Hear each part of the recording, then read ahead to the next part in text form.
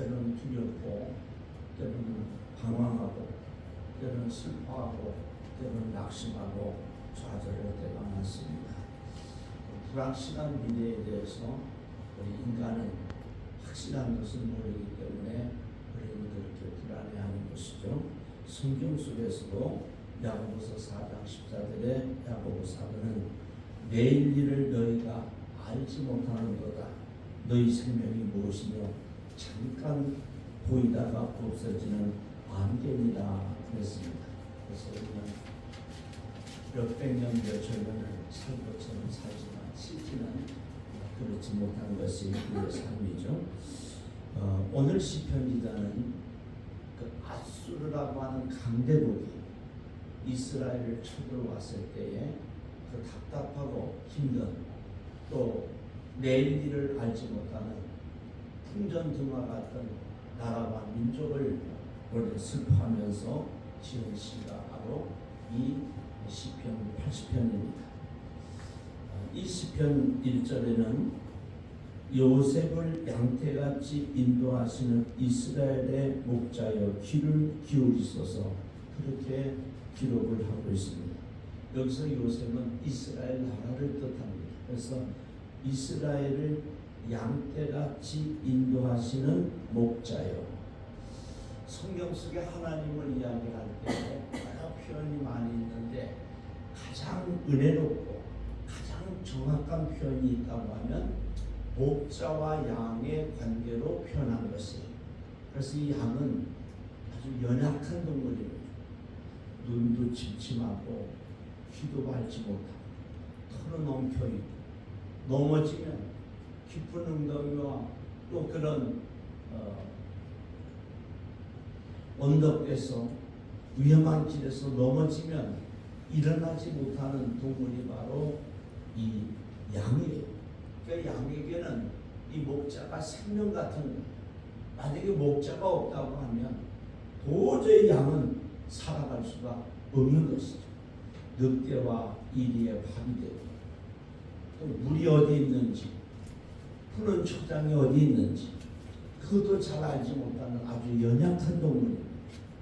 그래서 다윗은 목양을 하면서 우리 인간이 사람이 이 하나님 앞에는 바로 양과 같고 양떼와 같고 그런 생각을 하게 된 거죠.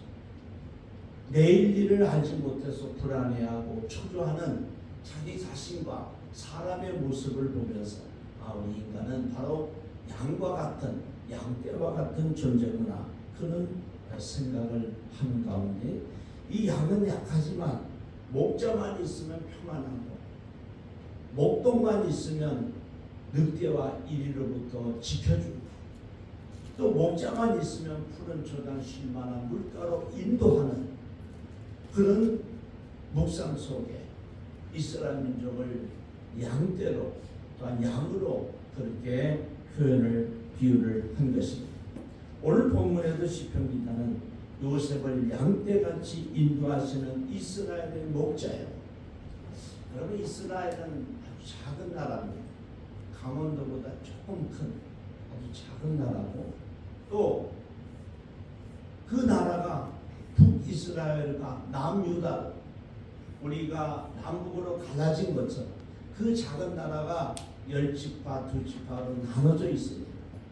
얼마나 이 나라가 연약한 것을 알 수 있죠. 그런데 북이스라엘이 이제 아수르의 공격을 받으면서 침략을 받으면서 나라가 망하게 생긴 거예요. 그때 불안한 그 정국을 상황을 오늘 목자와 양의 관계로 이 시편 기자는 기록하고 있는 것이죠. 그래서 하나님 앞에 간구합니다. 하나님 앞에 기도합니다. 이스라엘 나라를 요셉을 양떼같이 인도하시는 이스라엘의 목자여 귀를 기울이소서. 목자를 향해서 눈물로 또한 위급한 상황을 알리는 그리고 우는 양떼처럼 오늘 이 시편 기자는 북이스라엘의 그 이스라엘 나라의 위급함을 하나님 앞에 아뢰면서, 귀를 기울여 주실 것을 간구하고 있는 것입니다.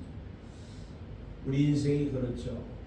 내일 일을 알지 못하고 때로는 우리도 위급하고 때로는 사람으로 때로는 물질로 때로는 이방 나라로 때로는 질병으로 불안한 마음속에 우리는 하나님 앞에 기도하는 우리의 모습을 봅니다. 왜냐하면 이 양떼는 연약하지만 울기만 하면 소리 지르기만 하면 부르짖기만 하면 목자가 와서 도와주기 때문에 이 시편 기자는 비록 우리가 힘들고 어렵고 아픈 상황 속에도 우리가 기도하면 부르짖으면 하나님께서 도와주실 것을 믿는 것입니다. 예레미야서 33장 3절대로 너는 내게 부르짖어라. 내가 내게 응답하게 내가 알지 못하는 크고 비밀한 일을 내게 보이리라. 그렇게 말씀하셨습니다. 시편 50편 15절에도 환난 날에 나를 부르라. 내가 너를 건지리니 내가 나를 영화롭게 하리라. 이것은 하나님의 말씀인 것입니다. 하나님의 말씀은 우리가 믿고 말씀을 붙들고 기도하면 그 말씀이 우리의 삶에 그대로 이루어지는 것입니다. 오늘 시편 기자는 하나님을 향하여 이스라엘 목자라고 표현하고 귀를 기울여 달라고 간구하면서 구름 사이에 좌정하신 이여 빛을 비추소서. 그리고 3절에도 하나님이 우리를 돌이키시고 주의 얼굴을 비추사 우리를 구원하소서. 그렇게 간구합니다. 유대인들의 사상 중에는 하나님께서 우리를 돌보시고 우리를 향하여 얼굴을 드시고 비춰주시면 우리는 구원받는다고 하는 사상을 갖고 있습니다. 그런데 하나님께서 얼굴을 돌이키시면 인생은 나라는 망하는 것이죠. 하나님의 형상이 없습니다. 목자와 양으로 비유한 것처럼 하나님의 얼굴을 비춰주실 것을 간구하는 것도 비유법이죠. 그래서 하나님께서 우리의 기도에 귀를 기울여 주시고 우리의 형편을 살펴주셔서 우리를 도와달라고 하는 그런 눈물의 기도인 것입니다. 우리는 연약하기 때문에 내일 일을 알지 못하기 때문에 하나님 앞에 기도할 수밖에 없고 하나님의 도움을 요청할 수밖에 없습니다. 그러면 하나님께서 우리를 목자가 되셔서 푸른 초장 쉴만한 물가로 인도하시고 하나님의 약속의 땅인 적과꿀이 흐르는 가나안 땅으로 우리를 인도하시는 것입니다. 내일 일을 알지 못해서 불안할 때 때로는 우리가 삶에 지쳐 힘들고 어려울 때 하나님께 기도하시고 하나님의 도움을 요청하셔서 우리를 인도하시는 그 하나님의 은혜를 체험할 수 있길 바랍니다. 2절에는요 에브라임과 베냐민과 므낫세 앞에서 주의 능력을 나타내사 우리를 구원하러 오소서 그렇게 표현합니다. 이스라엘 민족들이 출애굽한 후에 하나님께서 낮에는 구름 기둥 밤에는 불 기둥으로 이스라엘 민족을 지키시고 보호하시면서 언약의 약속의 축복의 땅인 적과 꿀이 흐르는 가나안 땅으로 인도하십니다. 그때 구름은 성령의 신비한 하나님의 능력을 나타내고 또 불기둥은 불은 성령의 하나님의 능력을 나타냅니다. 그래서 하나님께서 우리를 인도하실 때는 영적인 아주 신비한 놀라운 성령의 은사와 은총으로 능력으로 우리를 인도하시는데 오늘 본문에서도 주의 능력을 나타내사 우리를 구원하소서 그렇게 말씀을 하셨습니다. 또 사밧 왕은요 모압과 암몬과 마온 사람 연합군들이 쳐들어올 때 하나님 앞에 어떻게 기도를 한 거니 하나님이 우리는 대적할 능력도 없고 방법도 모릅니다. 그래서 오직 주만 바라봅니다. 그렇게 하나님 앞에 기도합니다. 그때 하나님께서 은혜를 베풀어 주셔서 그 모압과 암몬과 마온 연합군을 다 물리쳐 주시죠.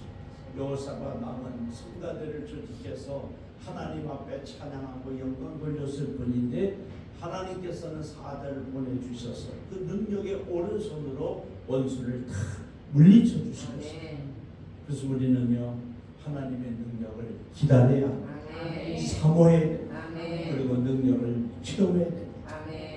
우리 신앙생활이 주일날 와서 예배만 드리고 마치고 그러는 것이 아니라 하나님은 살아계신 하나님이시기 때문에 그 살아계신 하나님을 나의 죄와 가난과 질병을 십자가에 지고 가신 또 불같은 성령의 능력을 인격적으로 체험하면서 우리의 삶 속에 살아계시고 우리에게 은혜를 베풀어 주시는 하나님의 능력을 체험해야만 합니다. 기독교는요 체험의 종교입니다.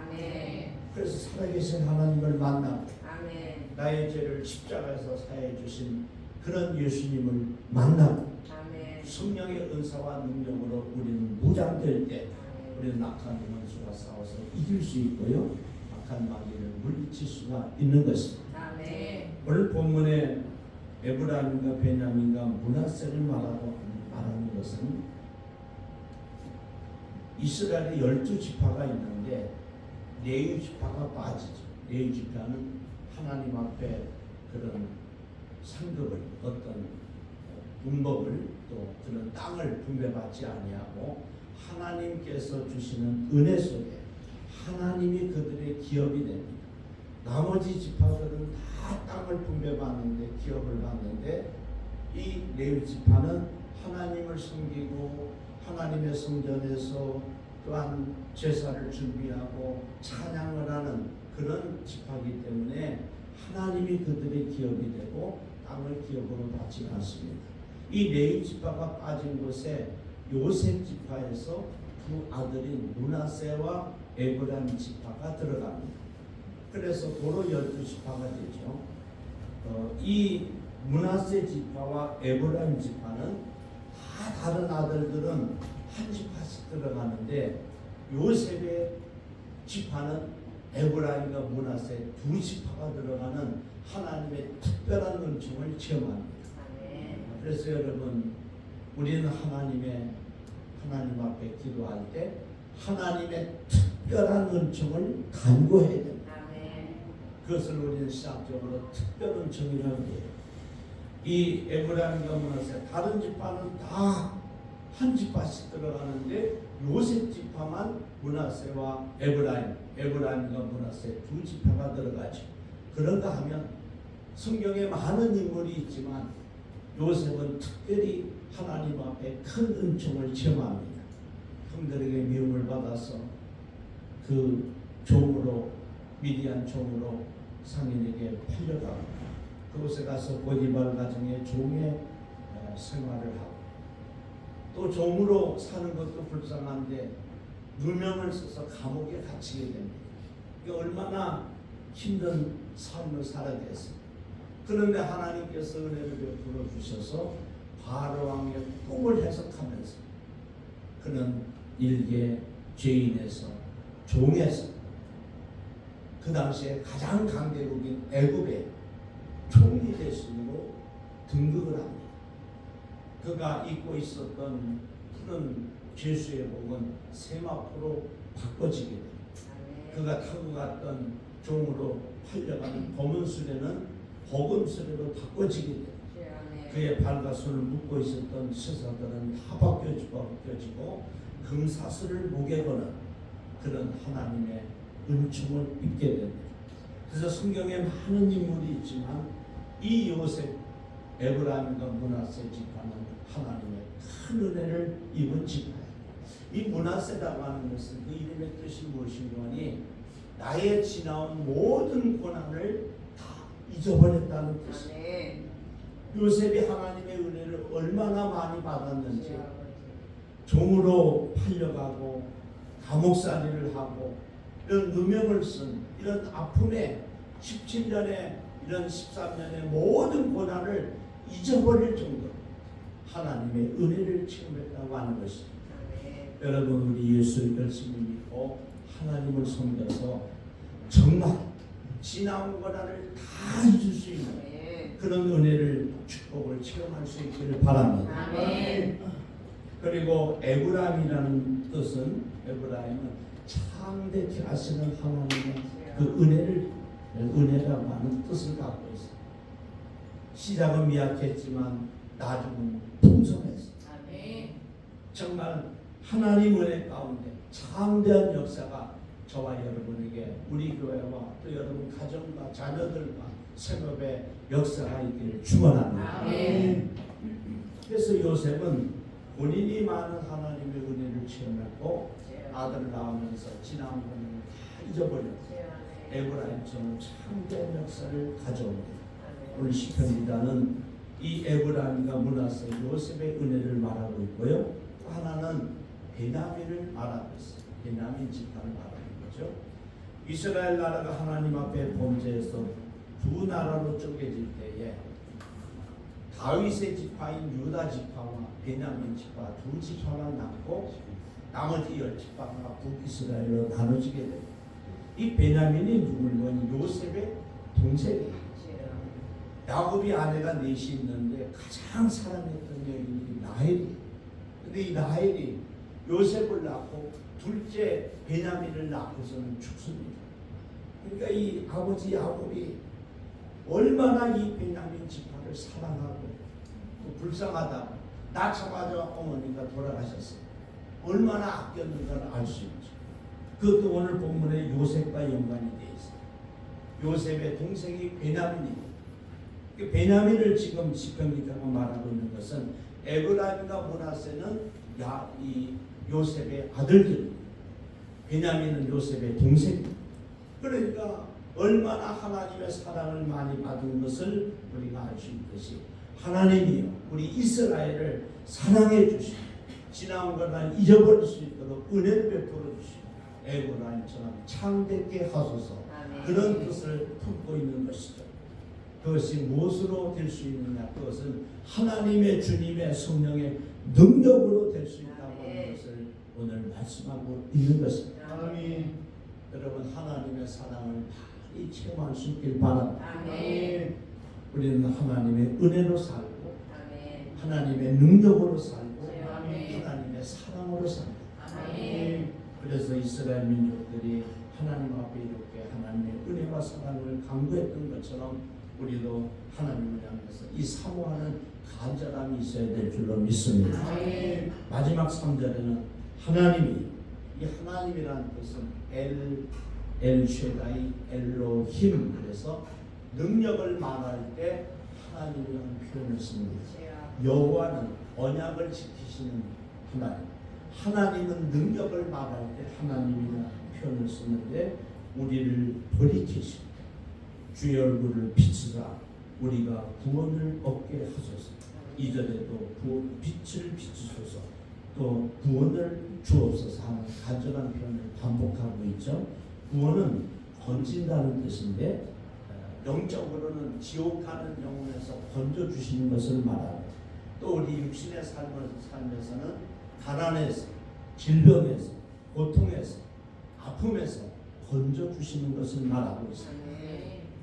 여러분 우리가 신앙생활하면서 능력의 하나님의 은혜를 입어서 하나님의 그 은총을 입고 가난과 질병과 고통과 아픔에서 건져주시는 하나님의 은혜를 체험해야 합니다. 우리 교회 모든 성도들 또 저도 물론이고 우리 장로님들 모든 성도들 또 우리 교회가 이 나라 이민족 이런 하나님의 은혜 우리를 깊은스러운 기가 막힌 운동에서 건져주시고 우리에게 은혜를 베풀어 주시고 또 우리를 인도하시는 그 하나님의 은혜를 체험할 수 있기를 바랍니다. 아멘. 그러기 위해서 오늘 시편기자처럼 간절한 마음으로 하나님 앞에 눈물로 기도하고 하나님의 도우심을 요청하고 살아계신 하나님 성경 속에 계신 하나님이 나의 하나님이 되서 이 시편기자 이스라엘의 하나님이 나의 하나님이 되서 다윗의 하나님이 나의 하나님이 되서 우리를 인도하시고 천국까지 인도하시며 또한 언약의 약속의 땅으로 인도하시고 은혜의 축복의 땅으로 우리를 인도해 주실 것입니다. 오늘도 성령의 신명성에 여러분 귀를 기울이고 능력의 하나님의 그 은혜를 체험하면서 하나님의 천국까지 인도하시는 적각 그르는 약속의 땅으로 인도하시는 하나님을 체험하는 그런 은혜가 있기를 주님의 이름으로 축복합니다. 기도드리시겠습니다. 은혜로우신 주님, 우리는 때로 내일 일을 몰라서 불안해하고 때로는 힘든 삶 속에서 지치고 피곤하며 때로는 넘어질 때가 많이 있습니다. 하나님은 우리에게 은혜를 베풀어 주신 것이 분명하고 또한 축복의 하나님이 분명한데 우리는 믿음이 연약해서 하나님을 신뢰하지 못하고 성령의 인도하심을 따라 살지 못할 때가 많이 있습니다. 오늘 시편 기자처럼 요셉의 은혜를 체험할 수 있도록 도와주시고 에브라임과 베냐민과 므낫세처럼 연약한 가운데 지난 고난을 잊으며 또한 우리에게 사랑을 베푸시는 우리를 참되게 하시는 하나님의 은혜를 체험케 하옵소서. 하나님 오늘도 주님의 얼굴 우리에게 비춰주시고 우리를 영육간의 풍성한 은혜로 구원하여 주옵소서. 우리 영혼이 지옥까지 아니하고 천국 갈 수 있도록 우리를 건져 주옵소서. 언제나 우리와 함께 하시고 우리를 인도하시는 예수님의 이름으로 축복하며 기도드리옵나이다. 아멘.